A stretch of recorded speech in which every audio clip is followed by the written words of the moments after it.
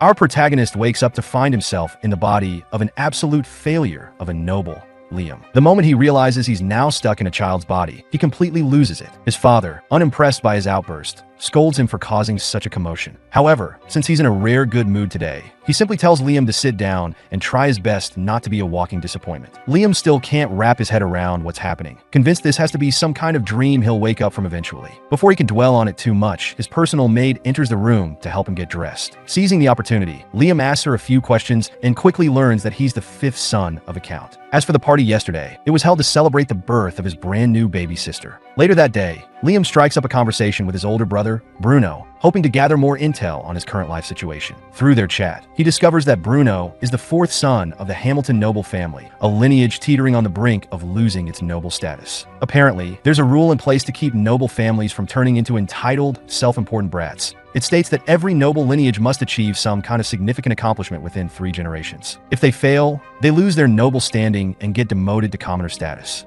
Unfortunately for the Hamilton family, they're now on their 3rd generation without a single noteworthy achievement to their name. This is why their father and the eldest son, Albrecht, are desperate to contribute something meaningful to society before it's too late. Bruno, on the other hand, couldn't care less about the whole thing. He's just a laid-back guy who's fully prepared to roll with whatever happens. Liam is taken aback by how chill Bruno is about potentially losing his noble status, but to be fair, he can't bring himself to care all that much either. He literally just arrived in this world yesterday, so it's not like he has any grand plans for his future yet. Right as he's pondering what to do, their lesson teacher shows up and announces that magic lectures will be starting soon. The moment Liam hears the word magic, he practically launches himself out of his chair, excitedly asking if he really gets to learn how to use it. Bruno, caught off guard by Liam's sudden enthusiasm, casually mentions that there are a bunch of grimoires stored in the family library, so if Liam wants to check them out, he's free to do so. That said, Bruno warns him not to get too excited. Most people don't have a natural talent for magic. Even so, the magic instructor encourages Liam to study it anyway, explaining that even if he can't cast spells, having a solid understanding of magic is still valuable. Taking that advice to heart, Liam tracks down his maid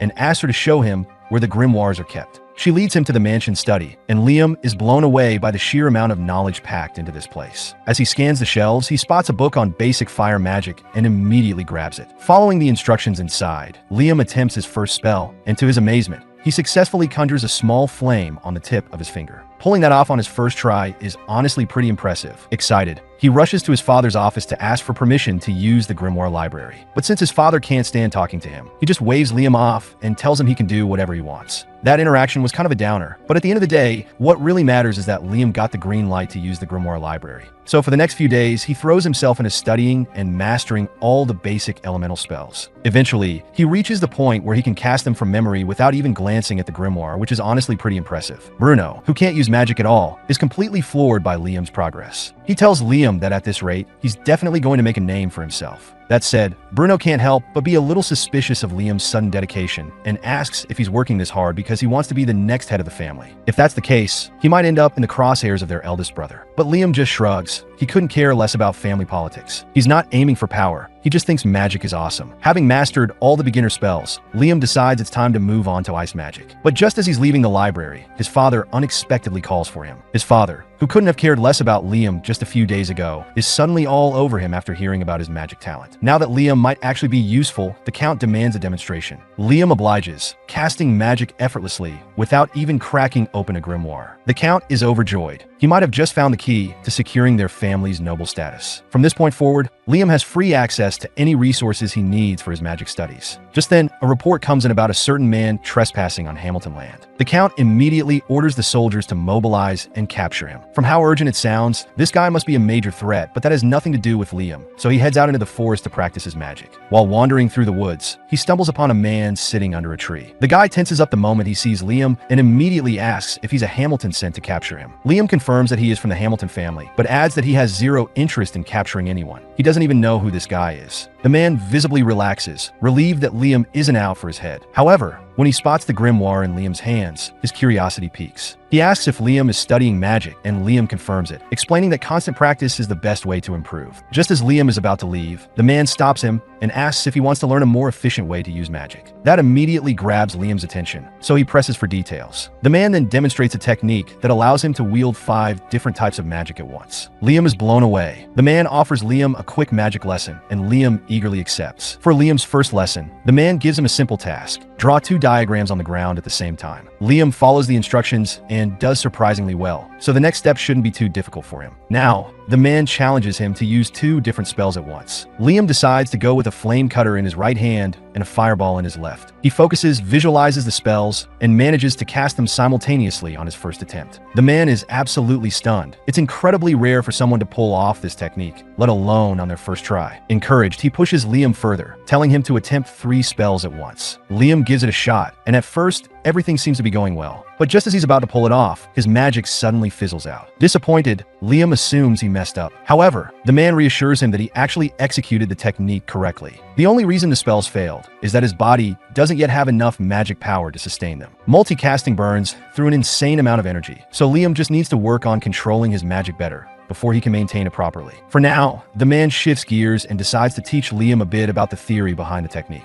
He asks Liam to sit down while he draws something in the dirt. What he sketches out are prime numbers, and he explains that the entire multi-spell casting method is based on them. The man admits that he has no idea why magic works this way, but the rule is simple. You can cast 1, 2, or even 3 spells at the same time, but the moment you try to cast 4, it just won't work. Right now, his personal limit is 13 simultaneous spells, which is absolutely insane. However, in theory, he has enough magic power to handle up to 16. The problem? Because of the prime number rule, he can't push past 13 until his magic capacity is high enough to support 17 spells. Liam, being only 12 years old, has a long way to go, but the man is confident that with a proper training routine, Liam's magic power will skyrocket. To help him with that, he gives Liam a special ring. This ring functions like a massive grimoire, storing all sorts of spells that Liam can access at any time. Excited, Liam slips the ring on, and instantly, over 300 spells flood into his mind. He's overwhelmed but thrilled. He can't wait to try them out. Without hesitation, he turns towards the woods and activates Wind Shot, unleashing a powerful gust of wind. The spell works flawlessly, and Liam is ecstatic. He turns back to the man to thank him, but the guy is nowhere to be seen. Just then, Liam's mate arrives, scolding him for wandering around the woods alone. Apparently, there's a suspicious man on the loose, so she warns him to be careful about talking to strangers. But that aside, she's actually here to deliver something. His father wants him to have a specific grimoire. She hands over the book and heads back to the mansion. The moment she leaves, the man suddenly reappears behind Liam. Confused, Liam asks where he disappeared to just a second ago. The man explains that he never actually left. He was just using invisibility magic to stay hidden, since he absolutely cannot be caught here. That aside, he finds the grimoire Liam just received pretty interesting, so he offers to show Liam a neat little trick. He instructs Liam to open the book and try summoning a spirit while still wearing the ring. Curious, Liam does as he's told and summons a fire spirit, only for it to be instantly absorbed into the ring. Intrigued, he repeats the process with all the other elemental spirits, storing them for later use. By the time he's finished, he turns around to speak to the man again, but this time, he's truly gone, and Liam knows he won't be coming back. Before leaving, the man scribbled a message in the dirt.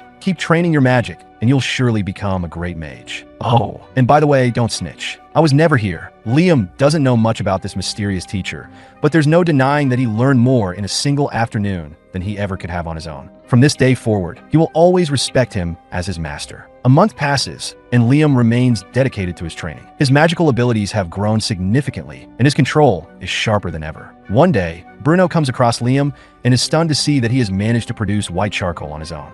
Unlike regular charcoal, white charcoal burns at a much higher temperature, produces no smoke, and is incredibly useful for alchemy and metallurgy. However, making it requires a specialized furnace and extreme precision. Yet Liam somehow created a whole pile of it using only magic. Bruno then spots a bag full of lecro crystals, which are rare crystals that restore spent magic power. He asks if Liam made those too, and Liam confirms it. Though it took some trial and error, he eventually mastered the technique, which requires casting 5 different types of magic at the same time. Seeing how talented Liam is, Bruno feels reassured that his little brother will be just fine on his own. He then drops a bombshell. He's getting married soon and won't be around anymore. Liam, caught completely off guard, asks why he's only hearing about this now. Bruno explains that he's marrying into a low-ranking noble family. They have less money than the Hamiltons, but he'll have more freedom there, which suits him just fine. Liam isn't sure how to feel about this, but he congratulates Bruno regardless. Before parting ways, Bruno gives Liam a piece of advice. He reveals that their father had always wanted a daughter, hoping to marry her off to the royal family to secure the Hamilton status. However, when Liam was born as a boy, their father immediately deemed him a failure and decided to try again for a daughter. In the meantime, their father grew increasingly desperate about the Hamilton family's declining status. In a last-ditch effort to secure an achievement, he deployed a 1,000-man force to slay a legendary monster that had been sealed away deep in the forest. The mission was an unmitigated disaster. More than 90% of the soldiers perished, and the creature remained undefeated. However, Bruno thinks the Hamilton family is cooked beyond saving and advises Liam to start considering ways to live independently. Taking Bruno's advice to heart, Liam begins selling his white charcoal to earn his own money. Since it's a valuable resource, it fetches a decent price. But he quickly realizes that if he wants to be truly self-sufficient, he'll need a more profitable product. While wandering through town, Liam decides to take a break at a noodle shop and orders a bowl of ramen. The moment he takes a bite, he's blown away by the taste. Judging by the crowd, he isn't the only one who loves it. However, all the noodles in town are made fresh daily, and since they don't last long, preparing them is a constant hassle. This gives Liam an idea for a game-changing invention.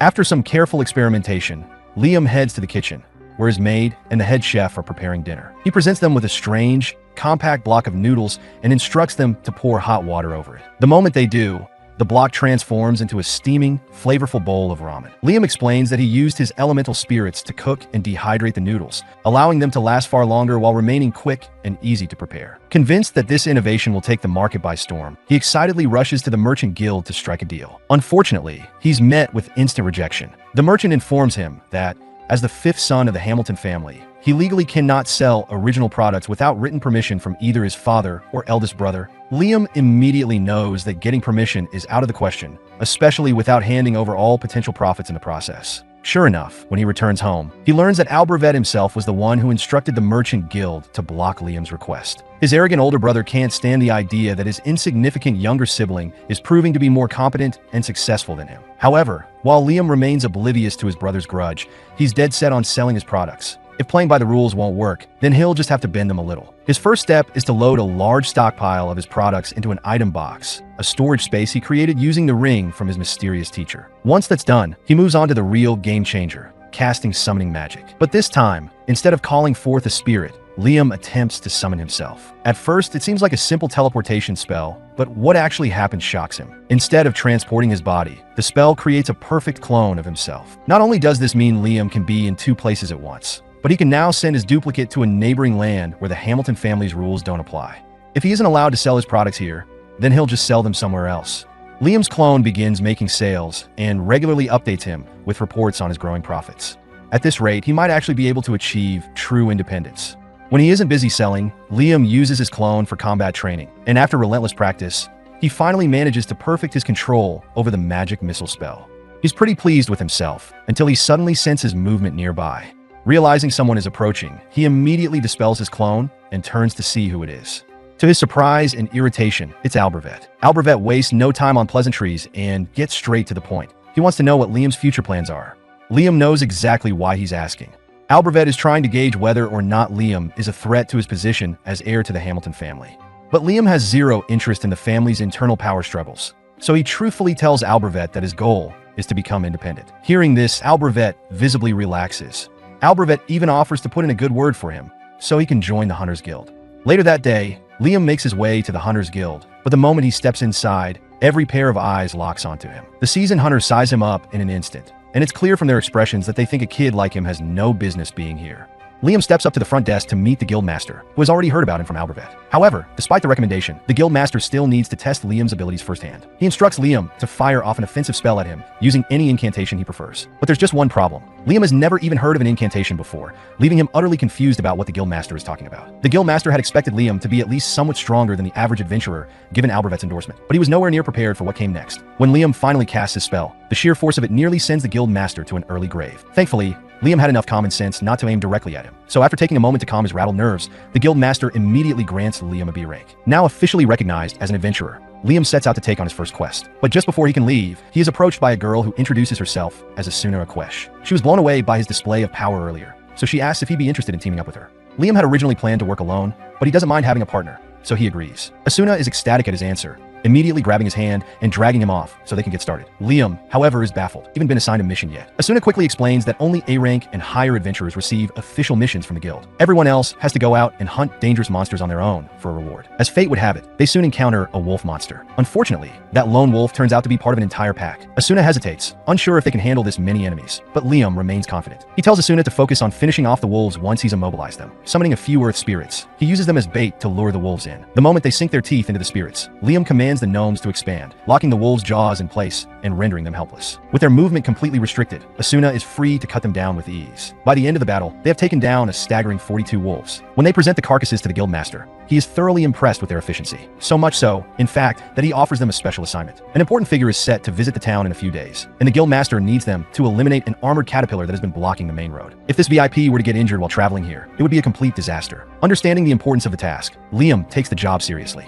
Tracking the caterpillar down proves to be easy enough. However, actually killing it is another matter entirely. No matter how many strikes Asuna lands or how much magic Liam hurls at it, nothing seems to get through its impenetrable shell. Every attack simply bounces off, and at this rate, they may never be able to bring this creature down. As they take a break from the exhausting battle, Asuna jokingly remarks that the only thing capable of piercing through that caterpillar's armor would be a meteor. Of course, there's no way they could summon a meteor right where they need it, or so she thinks. Her offhand comment sparks an idea in Liam's mind, an absolutely brilliant one. Without missing a beat, he tells Asuna to keep the caterpillar distracted while he prepares something. She has no clue what he's up to, but she trusts him enough to follow along. Asuna skillfully keeps the caterpillar's attention on her, giving Liam the perfect opportunity to put his plan into action. Once everything is set, he opens his item box and drops a massive boulder directly onto the creature, crushing it in a single blow. The plan was so effective that Liam even managed to take out a second caterpillar. After finishing off the first one, he had used a search spell just in case there were more lurking nearby. Sure enough, there was another one, so he swiftly eliminated that one too. When they report back to the guildmaster, he is beyond impressed with their performance. In fact, he is so pleased that he decides to give them 5 times the original reward. A few days later, when the important visitor is scheduled to arrive, Liam, Asuna, and many townspeople gather outside to welcome them. Liam's father and Albervet are also present to formally receive their guest, but for some reason, the man takes a particular interest in Liam. Things escalate quickly, and before he knows it, Liam finds himself being summoned for a private meeting. Completely in the dark about the reason, he heads inside to speak with the man, who introduces himself as James Stanley. Without wasting any time, Stanley gets straight to the point. He demands to know how Liam got his hands on Raymond's ring. His immediate assumption is that Liam must have stolen it. Outraged, Liam jumps up and adamantly denies the accusation, proclaiming that he would never betray his master like that. He then recounts the entire story of his encounter with Raymond in the forest, explaining how he received the ring directly from him. After hearing the full account, Stanley suddenly bursts into laughter. Apparently, this kind of reckless behavior is exactly the sort of thing Raymond would do. Realizing his mistake, Stanley apologizes for accusing Liam and acknowledges that he wasn't aware Raymond had taken on a student. But now that the situation has been cleared up, he's curious. Just how strong is this supposed disciple of Raymond? To find out, he decides to put Liam to the test. He gestures to his assistant, Simone, and instructs him to stand over in the corner. Then, he turns to Liam and tells him to unleash his strongest spell on Simone. Without hesitation, Liam agrees to the challenge and readies himself for the attack. This time, however, he wants to push his magic even further. Having recently learned that incantations can amplify a spell's power, he decides to put that knowledge to use. For maximum effect, the words used in the incantation need to have personal significance to the caster. And so, in the most absurd yet oddly fitting display of magical prowess, Liam begins passionately reciting the names of his favorite idols. The results speak for themselves. His usual limit of 7 magic missiles skyrockets to 11, and poor Simone is immediately overwhelmed. Taking note of Liam's exceptional strength, Stanley is thoroughly impressed. As a reward, he grants Liam the title of knight. This new status means that Liam is now officially independent. Since he's no longer a contender for succession, Albervet will most likely stop keeping an eye on him. For the first time in a while, Liam is free to forge his own path. She wouldn't be considered a proper adventurer anymore, and that's the last thing Asuna wants. Instead, she demands that the guild master acknowledge her contributions properly, but he just awkwardly laughs it off, clearly still thinking that Liam carried the whole fight. Meanwhile, back at the meeting with James, the conversation takes a turn when James casually asks if Liam has fallen victim to any of Raymond's infamous pranks lately. Thinking back, Liam does remember something particularly ridiculous. When he was training to master his item box, he had drained an entire lake in the forest, only to discover a letter from Raymond waiting for him at the bottom. The letter, addressed specifically to him, stated that Raymond had originally intended to gift Liam 100 kilograms of gold upon his graduation. Unfortunately, that plan fell apart when all the gold sank to the bottom of the lake. Instead of retrieving it like a normal person, Raymond had apparently decided to grind it all into gold dust and mix it into the river instead. Liam couldn't believe his master's utter lack of common sense. Who in their right mind would throw away that much gold like that? But James, knowing Raymond far too well, had a different perspective. If Raymond did something this absurd, then there was probably a deeper reason behind it. Encouraging Liam to investigate further, James suggested he go back to the lake and take another look. Taking that advice to heart, Liam returns to the site and drains the lake once more. However, this time he uses his item box more strategically, separating the gold dust from the water. The moment he does, a hidden door suddenly reveals itself. Inside, Liam finds another note from Raymond, explaining that the whole gold dust into river stunt was actually a test. As a reward for figuring out the trick, Liam is granted his true graduation gift, a maximum level grimoire. Apparently, even Raymond himself was never able to master it, but he believed Liam might have a chance. Excited, Liam flips through the grimoire and stumbles upon a particularly fascinating spell, Another World. Intrigued, he spends the next several hours experimenting with it, struggling through trial and error until he finally succeeds. The spell creates a completely separate dimension, one that Liam has absolute control over. He can open a gateway to it from anywhere, and the best part? No one can enter unless he allows it. Thrilled by the possibilities, Liam wastes no time putting his new spell to use. The next time he and Asuna go hunting, they find themselves up against a massive frog. Liam starts off by attacking with fire spirits, but it turns out that's not nearly enough to take the beast down. In retaliation, the frog begins charging up its ultimate attack, preparing to unleash a devastating electric blast. Realizing the danger, Liam acts fast. Just before the attack lands, he pulls Asuna into his pocket dimension, keeping both of them completely safe from the electrocution. Once the frog exhausts all its energy, the two emerge and swiftly finish it off. Later, when they return to the guild with the frog's magic stone, the guild master is absolutely floored. That quest was ranked A, meaning he expected them to struggle at least a little. But from the looks of it, Liam barely broke a sweat. However, Asuna isn't thrilled. The guild master keeps praising Liam alone, acting as if she wasn't even part of the fight. Frustrated, she calls him out on it, demanding proper recognition. The guild master sheepishly apologizes, but it's clear he still sees Liam as the sole powerhouse of the duo. Seeing Asuna's frustration, he decides to make a very questionable suggestion. Liam should just make Asuna his slave. Asuna would have no choice but to obey any commands Liam gave her. However, the guild master points out an interesting detail. Since she would be bound to Liam as his familiar, her power would automatically increase alongside his. The moment Asuna hears that, she's all in on becoming Liam's slave. Sure, she technically wouldn't be able to say no if Liam ever decided to make any weird requests, but she trusts that he wouldn't do anything like that. And even if he did, well, she wouldn't exactly be against it. Once the contract is formed, Asuna immediately vanishes. Panic spreads through the room, but before anyone can react, she reappears right behind Liam, casually explaining that she just moved really fast. Turns out, the moment their contract was established, she heard a voice in her head announcing that she had acquired a unique skill, Speedster. Liam finds this whole thing fascinating. In fact, he's so intrigued that he wants to try the process again. But there's a catch: familiar contracts enforce obedience, which means it won't be easy to find someone willing to sacrifice their freedom just to unlock a random skill. Fortunately, Asuna knows the perfect candidate. She leads Liam to her friend, Jody,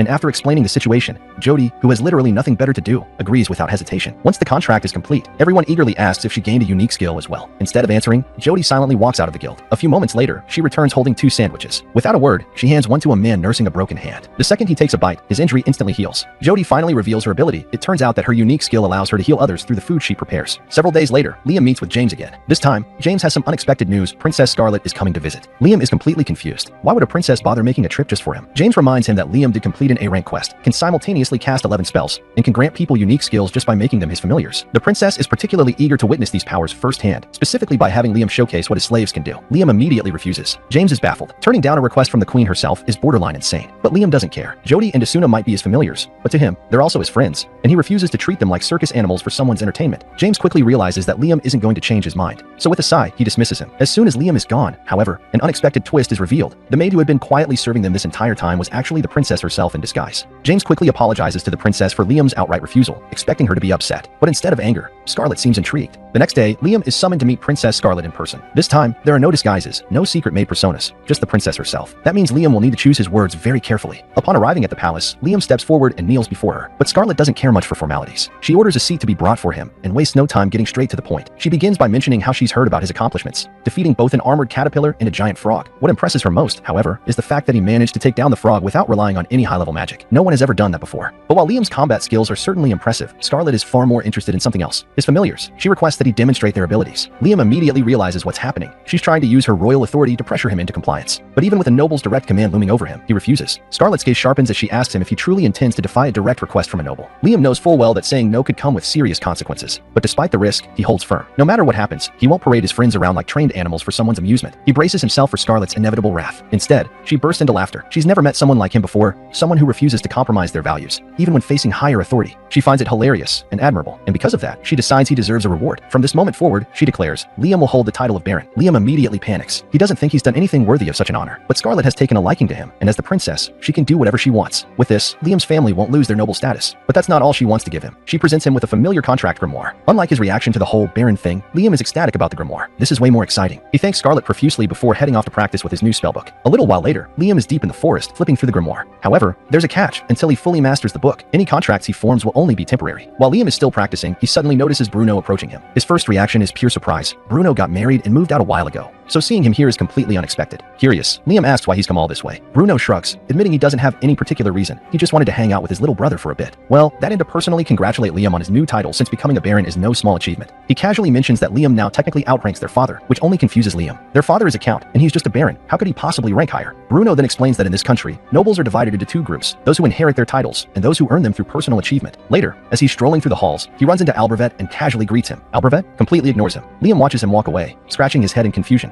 What's his problem? Meanwhile, Albervet is seething. He cannot believe his idiot little brother is suddenly overshadowing him. As he stalks through the halls, he overhears a couple of maids chatting about how amazing Liam is and how much he's accomplished. That's the last straw. He storms over and snaps at them, demanding to know why they're so impressed with Liam. If they think Liam is so wonderful, maybe they should quit their jobs and go work for him instead. The maids immediately realize what's happening. Albervet is jealous. They quickly apologize to avoid further angering him, but Albervet isn't done. He glares at them and demands to know if they think Liam is better than him. The answer? Painfully obvious. One brother is a magic prodigy who earned a noble title at just 12 years old. The next day, Liam meets up with Asuna and Jody in town. The three of them seem to have gained quite the reputation, though not necessarily for their achievements. It's mostly because Asuna and Jody are ridiculously pretty. As a result, nearly every guy in the crowd is glaring daggers at Liam, silently cursing his existence out of sheer jealousy. Ignoring the hostility, Liam gets to the point. He wants the three of them to form an official party. Of course, he doesn't want to pressure them into anything, so he asks if they're on board. Neither Asuna nor Jody has any reason to turn him down, so they agree without hesitation. Later that day, the newly formed party heads into the forest for a mission. Jody expertly draws her bow and fires an arrow straight into a wolf's neck, severely weakening it. Taking advantage of the opening, Asuna charges forward and swiftly finishes it off with her sword. Liam watches her with approval, noting that she's gotten even faster ever since becoming his familiar. And speaking of improvements, Jody quickly realizes something pretty major. Her old lady vision is completely gone, all thanks to the contract reverting her back into a kid. Liam raises an eyebrow and asks if having better eyesight is always a good thing. Jody immediately scoffs at the question. Of course, she would never complain about improved vision, especially as an archer. Hearing that, Liam casually raises his hand and casts an enhancement spell on Jody's eyes, further boosting her sight and allowing her to see farther than ever before. Asuna watches this and, intrigued, asks Liam what he just did. Liam shrugs and explains it was just a basic enhancement spell designed to improve Jody's eyesight. Asuna thinks that sounds awesome and immediately asks Liam to enhance her too. But Liam hesitates. Sure, he could technically enhance Asuna's combat ability, but that would come with a huge risk. If she suddenly gained too much power, there's a good chance her bones would snap under the pressure. However, something like better vision has no real drawbacks. Jody, now sporting 20/20 sniper vision, is absolutely loving her upgrade. With her enhanced sight, she can snipe anything that falls within her bow's range. And it's all thanks to Liam, so she's incredibly grateful. After a long day of hunting, the group returns to the guild, expecting to unwind. Instead, they walk into absolute chaos. Shocked, Liam immediately asks what happened, and they are informed that Albervet caused a massive disaster. He broke the forest seal. Liam freezes. There's only one reason Albervet would have done something that reckless. Jealousy. Liam immediately understands what happened. Albervet must have tried to defeat the monster sealed in the forest in a desperate attempt to prove himself. Feeling responsible, Liam takes off running toward the forest, determined to assess the damage. When he and the others arrive, the reality of the situation hits them like a brick wall. It's far worse than they imagined. Dozens of soldiers lay wounded. Many more have already died. Liam's stomach churns. Then, his eyes land on Albervet, collapsed on the ground, injured. Without hesitation, Liam rushes over to check on him. But before he can say a word, Albervet suddenly snaps awake, wildly screaming that he hasn't lost yet. Whack. The guildmaster smacks Albervet over the head with a stick. Liam just stares. The guildmaster sighs. The last thing they need right now is a delusional, insecure noble running around making things even worse. Once Albervet is dragged away, the guildmaster approaches Liam and tells him he's glad he came. Asuna, still trying to piece together what's going on, asks for an explanation. The guildmaster's face darkens as he explains. The dragon fiend Raiden was once sealed away in these very woods, all thanks to the efforts of Liam's great-grandfather. But Albervet, in his stupid attempt to kill Raiden and prove himself, ended up undoing the seal. And now, Raiden is loose. The guildmaster reassures them that they know how to reseal the beast, and he's already gathered all the necessary people to do it. However, there's one major problem standing in their way. Raiden's children. The young Rottans are actually responsible for the destruction and casualties they've seen.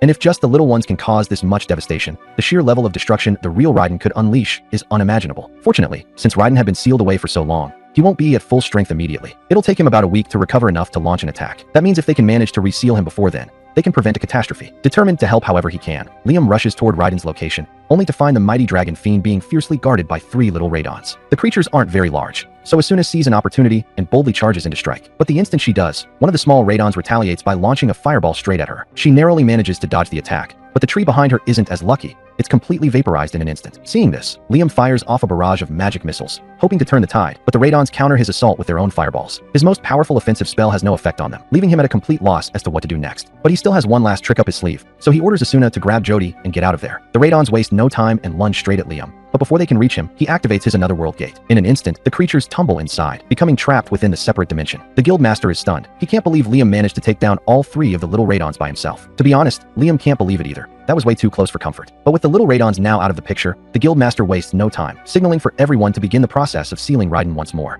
Asuna and Jody soon return to Liam's side, and he feels a wave of relief knowing they're unharmed. Curious about what just happened, they ask him about the spell he used to defeat the Lil Radons. Liam explains that the spell creates a completely separate dimension, and once something is trapped inside, there's no way out. In fact, At his current level of mastery, once he shuts the gate, everything inside the dimension ceases to exist. Just then, Liam hears a voice echoing inside his mind. Before he can react, he's suddenly pulled into Raiden's consciousness. The dragon fiend addresses him as a human with an extraordinary soul and demands to know who he really is. Liam is confused. After all, as far as he's aware, he's just an ordinary human. Raiden, however, isn't convinced. He can sense that Liam's body and soul do not align. That realization makes Liam pause. Raiden might be referring to the fact that he reincarnated into the body of Liam Hamilton. He briefly wonders if the dragon knows the reason behind it, but unfortunately, Raiden has no answer. What he does know, however, is that Liam's life is destined to be an intriguing one. With that, Raiden proposes a deal. He wishes to accompany Liam throughout his journey and promises not to bring harm to him or anyone around him if Liam accepts. In fact, he even offers to help Liam enhance his existing abilities. Liam doesn't sense any hostility from Raiden, so after giving it some thought, he agrees to the pact. In an instant, Raiden's body dissolves, merging into Liam's very soul, and a dragon-shaped mark appears on his hand. Almost immediately, Liam feels Raiden's power coursing through his veins. Curious about the extent of his new abilities, he decides to do a quick test and fires a magic missile into the sky. To his astonishment, he is now capable of launching and controlling 17 spells at once. It has to be the result of the power boost Raiden granted him. However, it quickly becomes apparent that using Raiden's power comes with unintended consequences. Everyone around Liam begins to clutch their heads, groaning in pain as they struggle against the overwhelming mana radiating from him. Realizing that his excessive mana output is the cause, Liam quickly suppresses it and apologizes for his reckless behavior. As a gesture of goodwill, Liam hands over 10 kilograms of gold dust to the guild master, instructing him to use it to cover the medical expenses of those who were gravely injured during the battle. Later that night, Liam meets with his father, who is deeply grateful for his actions, as they prevented a major catastrophe that could have resulted from Albervet's reckless behavior. His father also mentions that James is still in town, meaning word of Liam's impressive feat will soon reach the royal capital. That night, Liam heads to bed, but by the time he wakes up the next morning, he notices something unusual. 2 new spells have suddenly appeared in his mind. Eager to test them out, he rushes outside and spends several hours practicing. After much effort, he finally manages to activate one of them, summoning a tiny version of Raiden. With more training,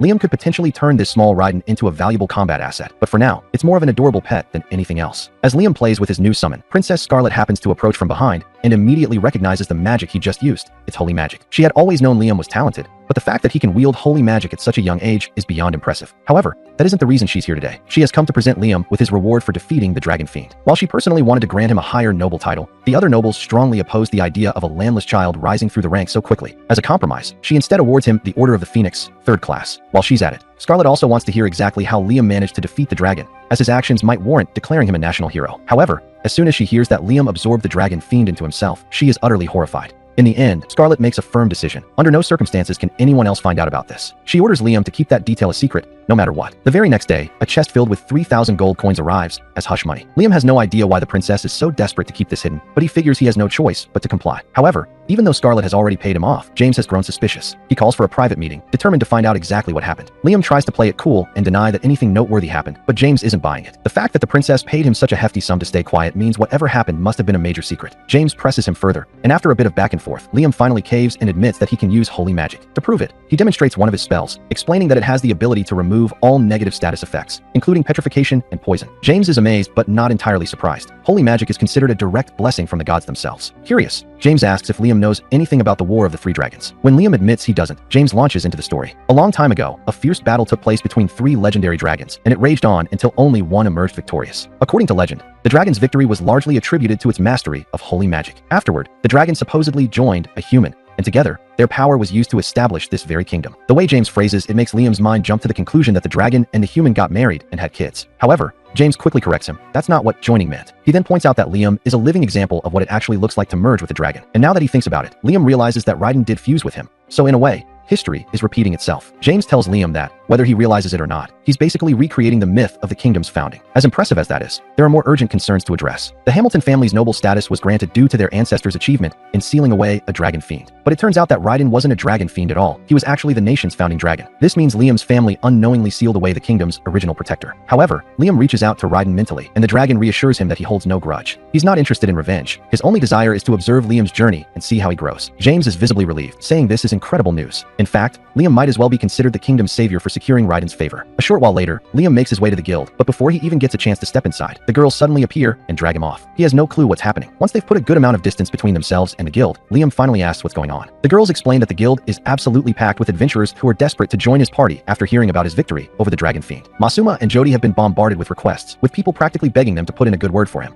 Liam heads back home to go through the list, but the moment he steps through the door, one of the maids approaches him, saying she has something important to show him. What she presents is an overwhelming pile of letters, all marriage proposals from the daughters of various noble families, each one eager to become Liam's wife. He figured something like this would happen since his fame is skyrocketing, but this sheer number is more than he was expecting. Even his own brother walks in carrying another letter, though thankfully, it's not from him personally. Instead, it's from a relative of the family he married into. Curious, Bruno asks Liam what exactly he did, because even slaying a dragon shouldn't warrant this kind of marriage frenzy. Liam hasn't told anyone outside of Princess Scarlet and James about his ability to use holy magic, but the fact that the princess paid him such a ridiculous amount of hush money made the other nobles suspicious. Clearly, they figured out that something big is going on with him. Dealing with all this attention is a bit of a hassle, but Liam can't deny he's enjoying his newfound popularity. Later that day, Liam takes Asuna and Jody into the forest, wanting to show them something special. He activates his pocket dimension, and as they step inside, the two girls are met with the sight of a massive house standing right in the middle of the space. He proudly explains that he had a carpenter construct it, then transported it inside using his item box. It's an impressive feat, no doubt, but Asuna has one big concern. What if the house vanishes just like the Raiden Juniors did? Liam reassures her that he's fully mastered the spell now, meaning nothing inside the pocket dimension will disappear. That's exactly why he went ahead and stored all this stuff in here. He gives Asuna and Jody a full tour of the house, and they both seem to enjoy it. However, Jody points out a small issue. The place is constantly illuminated, which would make sleeping difficult. Thinking fast, Liam comes up with a solution and summons a shade spirit to dim the light. Unfortunately, the spirit overdoes it, plunging the entire space into complete and utter darkness. Liam attempts to brighten the place by summoning a fire spirit to ignite the fireplace, but the dim glow only makes the scene look even more like a horror movie set. Not exactly the cozy atmosphere he was aiming for. Hoping for a better solution, he asks the shade spirit if it can adjust the level of darkness it produces. Unfortunately, being a low-level shade, it lacks that kind of control. A mid-level shade would be able to, but Liam hasn't learned the spell to summon one yet. Isuna finds it disappointing that the shade can't just evolve into a mid-level version of itself, which suddenly sparks an idea in Liam's mind. His familiar contracts have the ability to level up the creatures he binds them to. Acting on this realization, he forms a contract with the shade, and just as expected, it instantly levels up. Now at mid-level, the shade expresses gratitude to Liam and promptly adjusts the darkness to a manageable nighttime level. It then assures Liam that he can call on it whenever needed, though Liam isn't sure how that's supposed to work since he still doesn't know how to summon mid-level spirits. The shade then points out that Liam's magic storage ring should allow him to absorb and recall spirits at will. Liam hadn't considered that possibility before, so he gives it a try, and sure enough, the ring effortlessly absorbs the mid-level shade. Seeing the potential, he repeats the process with all his other spirits, leveling them up and storing them in the ring. Now he basically owns his own mid-level summoning grimoire. The following day, at Raiden's request, Liam ventures into the forest. Upon reaching the designated location, Raiden instructs him to summon one of the Raiden Juniors. When Liam does so, the little dragon creates an opening in a hidden barrier, revealing dozens of pixies that have been concealed within the forest. The moment the pixies spot Liam, they panic and scatter, fearing harm at the hands of a human. Liam quickly tries to reassure them, insisting that he means no harm. He explains that Raiden himself is the one who sent him here. The mention of Raiden's name makes the pixies pause, and they appear to relax a little. It turns out that pixie wings are highly valuable alchemical ingredients, which led to humans hunting them to near extinction in the past. To prevent their annihilation, Raiden took it upon himself to shield them, creating the protective barrier in the forest.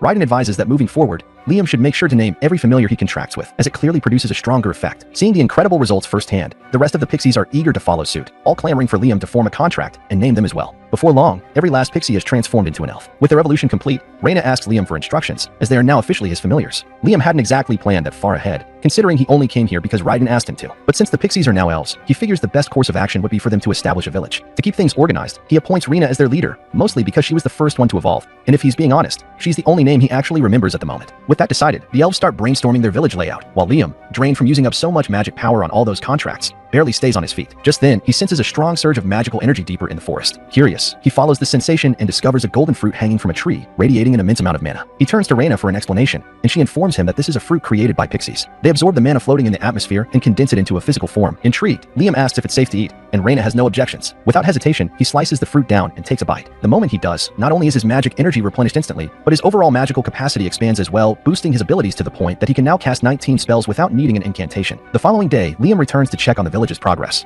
Reina greets him upon arrival, but she has some unfortunate news. Although he had instructed them to construct a village, the elves have no experience with building houses, so they're struggling to make anything functional. Liam expected this might be an issue, so he came prepared to give them a crash course on home construction. However, before he can begin, a desperate scream suddenly echoes through the village. One of the elves is calling for help. A group of bandits has wandered into the forest, and upon spotting an elf, they immediately decided to abduct and sell her for a quick profit. Liam isn't about to stand by and let that happen. Without hesitation, he steps forward and demands that they release Susie immediately. But being bandits, they obviously don't comply and instead charge at him, intent on getting rid of the obstacle in their way. Unfortunately for them, they picked the wrong person to mess with. Liam quickly summons a clone, using it to launch a synchronized attack, swiftly knocking the bandits unconscious before they even realize what hit them. Even though Liam successfully rescued Susie, he quickly realizes that this forest is far too dangerous for the elves to settle in permanently. With that in mind, he decides to relocate them somewhere safer. His first thought is to store them inside his pocket dimension for the time being, but he isn't entirely sure if there's enough space to fit them all. However, when he checks inside, he's surprised to find that the space has significantly expanded since the last time he looked. It doesn't take long for him to connect the dots. It's probably a result of the pixie honey he ate the day before. This discovery works out perfectly for him. so he instructs the elves to step inside so he can transport them somewhere safe. After a short trip,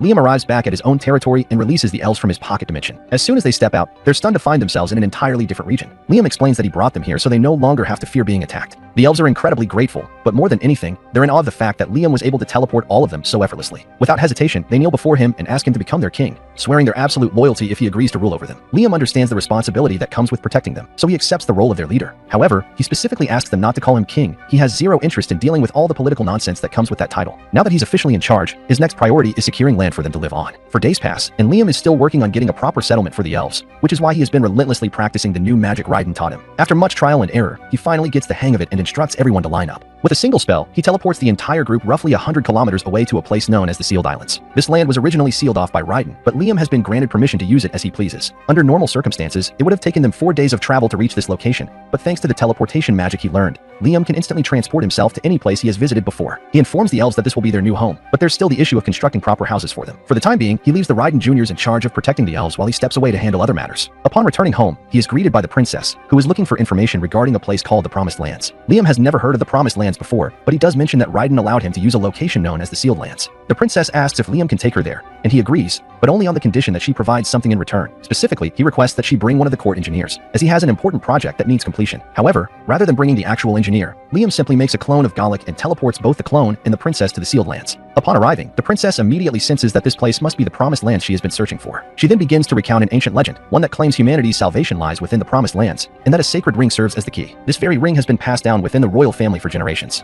However, as soon as the ring comes into contact with Liam, it starts glowing, and a massive chunk of land begins to levitate at his command. The princess, witnessing this miraculous event, immediately kneels before him and pleads with him to establish a nation here for the sake of humanity. Liam has absolutely no desire to take on such a monumental task, but Scarlet is relentless. She promises her unwavering loyalty and pledges all her resources to help him build this nation, leaving him with no real way to refuse. Meanwhile, under the guidance of the Gullah clone, the elves are steadily constructing their village. As they focus on that, Liam is busy wiping out the monsters that still roam the land, using his powerful magic to make the area safer. After he finally takes down a massive turtle-like beast, Liam senses someone watching him from behind. Turning around, he finds Princess Scarlet standing there, openly staring at him. She quickly apologizes but admits that she was completely mesmerized by the sheer strength of his magic. Liam, still feeling awkward about this whole master-servant dynamic she insists on, reminds her that she doesn't have to serve him. After all, she holds the status of a second princess, which outranks him in every way. However, Scarlet insists that she is doing this of her own free will. She explains that the women in her family carry dragon blood in their veins, and because of this, they are often married off to secure alliances with other nations. She would much rather devote herself to the dragon god Raiden than remain confined to her role as a mere princess. Raiden, seeing just how deeply devoted Scarlet is, takes an interest in her. He tells her to walk about a kilometer north, hinting that she might find something there she'll like. Following his directions, Scarlet and Liam venture into the dense forest until they stumble upon the entrance to an ancient ruin. Curious, they step inside, where they come across a massive metal dragon, completely still in the center of the chamber. However, the moment they approach, the dragon's eyes light up, and it immediately springs to life, appearing hostile. Alarmed, Liam turns to Raiden for an explanation. Raiden casually reveals that this metallic beast is actually one of his ancient guards, and, as expected, it's going to attack them. But there's a simple way to stop it. If Liam can pierce one of the ancient letters engraved on its forehead, without hesitation, Liam teleports right up to the creature's forehead and, using his holy lance, strikes one of the engraved letters. The moment the attack lands, the dragon deactivates its combat mode and ceases all hostility. Oddly enough, the dragon then turns its attention to Scarlet. Sensing the dragon blood within her, it instinctively accepts her as its new master. Overjoyed, Scarlet eagerly welcomes the metal dragon into her service. Liam, satisfied that the situation is under control, prepares to return to the surface, but Scarlet chooses to stay behind for a while. She refuses to leave her newly acquired dragon until it has fully recovered from the damage his attack inflicted. Despite everything that's happened, Liam still can't wrap his head around why someone as important as Scarlet would willingly serve him. Raiden, watching Liam struggle with this idea, simply tells him that the solution is simple. He just needs to become someone equally as important. That would certainly make things less awkward, but saying it is a lot easier than actually making it happen. Just then, Liam senses a commotion coming from the direction of the elves' village, so he quickly teleports over to check it out. To his absolute horror, he finds the entire village reduced to rubble. The elves, clearly shaken, explain that a sudden attack from a group of wolfmen caused all the destruction, and as if on cue, the wolfmen show up once again, aggressively demanding that the so-called intruders vacate the sacred land immediately. Liam quickly realizes that the wolfmen have misunderstood the situation, so he attempts to clarify that they were granted permission to settle here. Unfortunately, before he even gets a chance to explain, one of the wolfmen lunges at him. Forced to act fast, Liam teleports away and uses a bit of magic to defend himself. Despite his efforts to talk things out, the wolfman remains adamant about driving Liam and his group away. Seeing no other option, Liam pulls out one of the Raiden JRS, proving that he has a direct connection to Raiden himself. Upon seeing this, the wolfman instantly realizes his grave mistake and immediately apologizes for destroying the village. However, the elves hold no grudges, understanding that the wolfmen were simply fulfilling their duty as Raiden's loyal servants. The girls, seeing potential in the situation, suggest that Liam should make the wolfmen his familiars. The leader of the wolfmen, surprisingly, finds the idea reasonable and agrees to it. Since there's no reason to refuse, Liam goes ahead and forms a contract with the leader, naming her Chris. The following day, Liam returns to the village to check on their progress. Thanks to the addition of Chris and her pack, the reconstruction efforts have been moving along much more quickly. The moment Chris spots Liam, she immediately leaps at him for a hug. Curious about how things are going, Liam asks her for an update, and Chris gestures towards an area where her pack is still in the process of rebuilding one of the homes they wrecked the previous day. She once again expresses deep regret for acting so recklessly, but Liam reassures her that it's fine, as long as the Wolfmen help fix what they broke. That said, repairing all these houses manually is taking quite a bit of time. Unfortunately, after checking the ring, Liam confirms that no such magic exists. Raiden casually mentions that if a repair spell doesn't already exist, Liam can just create one himself. That statement completely catches Liam off guard. He had no idea he could simply make up his own spells. Seeing his confusion, Raiden elaborates that all he has to do is clearly visualize each step of what he wants the spell to achieve. Taking that advice to heart, Liam concentrates on the process in his mind, then casts the spell on a piece of wood. To test if it works, he hands the enchanted wood to Chris and tells her to break it. Without hesitation, Chris smashes it, only to watch in astonishment as the wood immediately repairs itself, looking as good as new.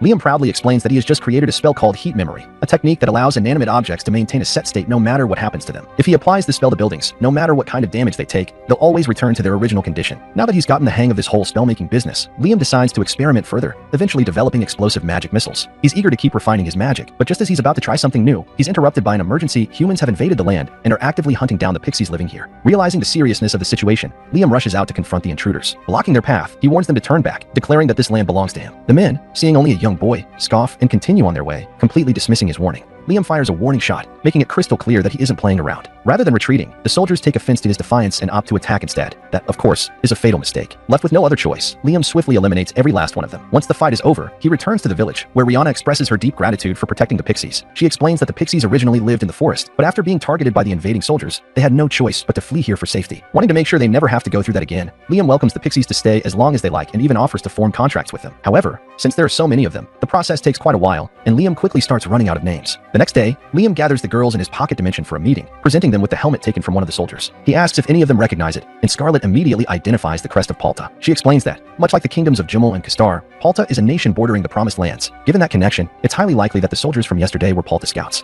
And if Palta scouts have already made their move, then it's only a matter of time before Jumel and Kastar send their own forces to investigate. Scarlet further explains that these three kingdoms were previously separated from the Promised Lands by a valley, but with Raiden's illusion barrier no longer in effect, they are now attempting to claim the land for themselves. Seeing the inevitable power struggle ahead, Scarlet believes that the only way to prevent these kingdoms from seizing the Promised Lands is for Liam to officially establish a nation here. Liam, after considering the situation, agrees with her assessment. With that decided, Scarlet begins listing everything necessary for nation building: land, people, and power. And, as she points out, Liam already has one of those covered. He owns the land.